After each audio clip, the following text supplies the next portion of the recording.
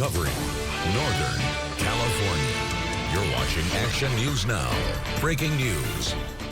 We're following that breaking news of a helicopter crash that CAL FIRE's confirmed that this helicopter went down at 8th Street, East 8th Street and El Monte Avenue. This is right next to Bidwell Park in Chico. It's a little after 5 today. And Action News Now reporter Lauren Cooper is live at the scene. She's been there for about an hour. Lauren, what have you learned since we last checked in? Yeah, Haley, Alan, you can just take a look behind me and see the scene. We have the fire truck pulling out right now, so I'm going to be moving my camera over here, and you can see just how many fire crews are out here. I can show you around, and I know just over here in this area, hidden by these trees, that is where the crash site actually is. And I'm trying to move out of the way for fire real quick, but this has been a very hectic scene out here ever since it happened. We know it has been confirmed there is a helicopter crash and that there are 2 people who were taken to the hospital with unknown injuries. You can see, I've been told recently by CAL FIRE that the National Transportation Safety Board is going to be taking over the investigation. The Butte County Sheriff's Office is talking with them now to try and understand what happened here.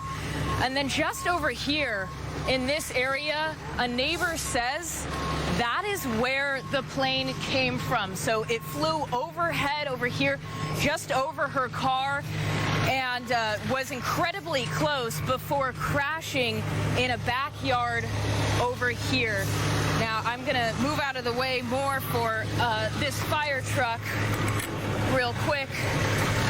You can see this has been a very active scene with what's been going on. A lot of curious neighbors just trying to figure out what happened. A lot of people are very concerned for whoever was involved in this crash.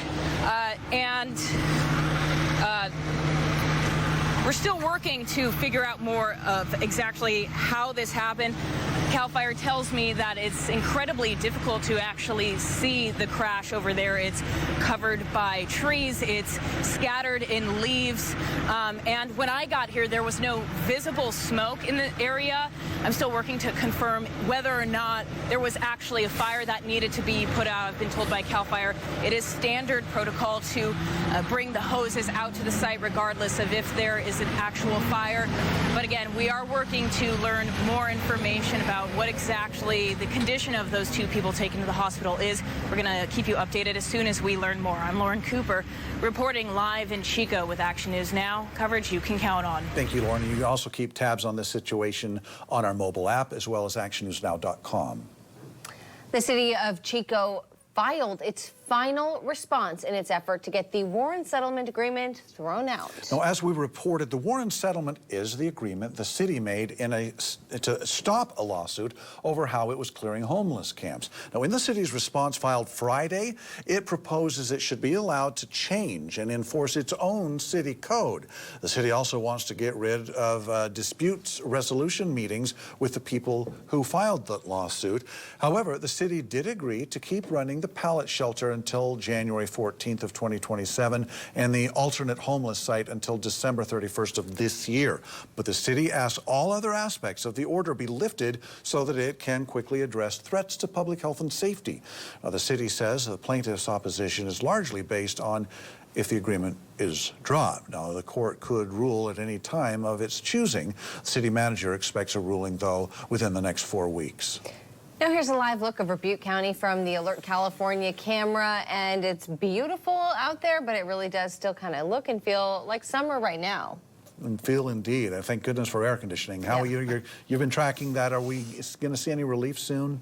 Believe it or not, yes. Here we are 3 weeks into fall and second week of October, and it's about time we will feel some relief later on in the week. But even as low pressure moved in, brought some clouds, some moisture, and even some rain, didn't really hold back the heat because we're still under some heat advisories in portions of the area. Seeing some of the heavier rain, if you will, in the higher elevations, Paradise, Magalia, and again, those higher elevations. A lot of this rain falling and then evaporating before even making its or surviving its journey to the ground. Thus, I don't have any totals at the moment. Here's our winds. They were a little gusty earlier as the low pressure moved in, but the winds are starting to settle. Here's what we got for humidity levels. Still really, really low, even as low pressure brought some moisture into the area. Again, we warmed into the 100s in portions of the viewing area again today. Really quick, let's take a quick look at our fire weather for tomorrow. Again, we're still very dry. We're still very hot, so we'll keep that danger on the high side. But to answer Alan and Haley's questions, yes, we are going to cool down, and it's finally going to feel like fall 3 weeks later. Yeah, all right. Thanks, Howie.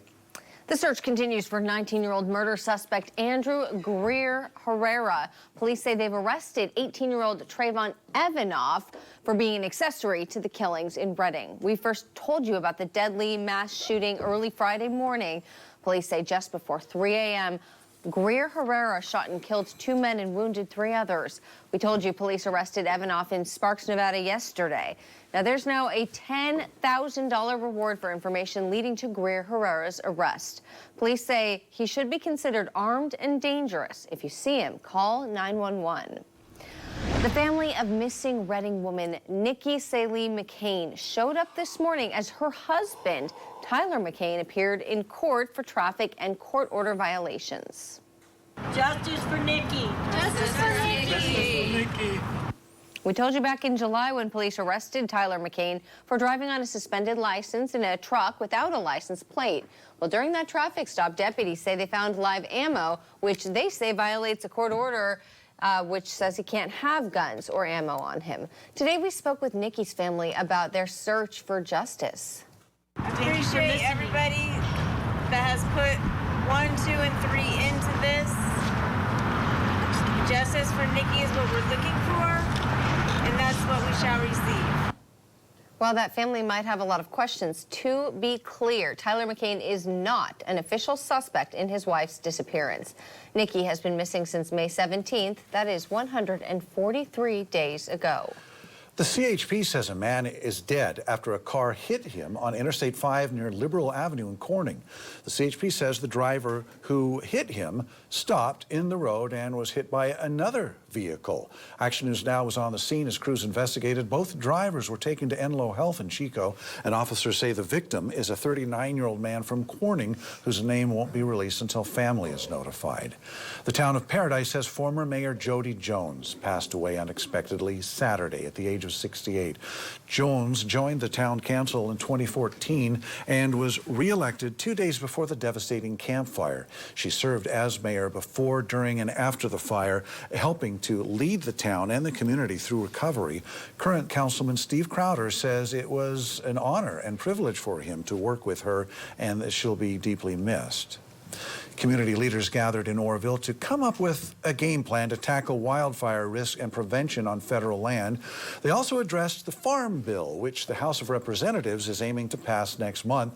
Among the wildfire prevention strategies discussed was fuel reduction, and that includes the help of local government and local businesses. The Forest Service plays a huge role in fire prevention as well.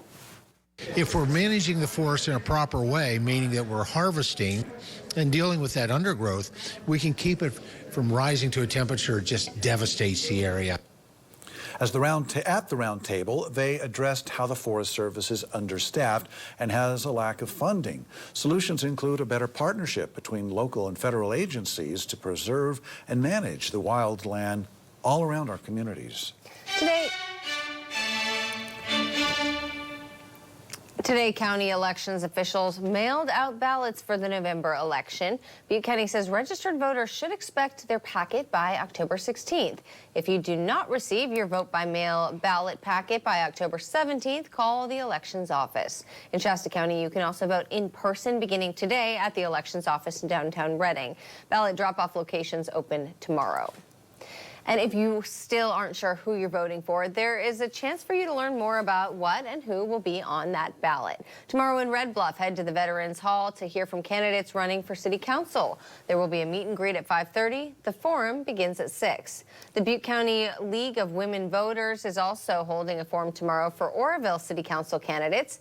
That begins at 7 at the Southside Community Center. A new program is stepping in to keep our kids on the right path. The Oroville Southside Community Improvement Association and the Oroville Elementary School District created the program to help kids thrive in academic excellence, as well as fitness and nutrition and leadership. Now, the director of the program says it's going to focus on the most troubled youth first. We're going to start out with the students who are attending the independent study program and students who get suspended from school. Well, we noticed there was a need in the community. There was a need. We want to prevent students from dropping out. We want to prevent students from breaking in. And we want to have a safe place for them to come and to learn so that we can help them to excel and reach their goals in the future. Ellington says for the academics, they have partnered with Chico State and Butte College to provide the best tutoring and teachers. In order for a child to become involved in the program, they have to be referred by their school first. More efforts to curb price gouging at the pump. We have the details new at 6. But first, they're now having to investigate a separate crime that these individuals partook in, which is going to take time away from the investigation that could be going into sex crimes, these types of cases. in an exclusive interview, we speak with the Shasta County DA about combating vigilantism here at home. And we're still tracking that helicopter crash in Chico when we come back.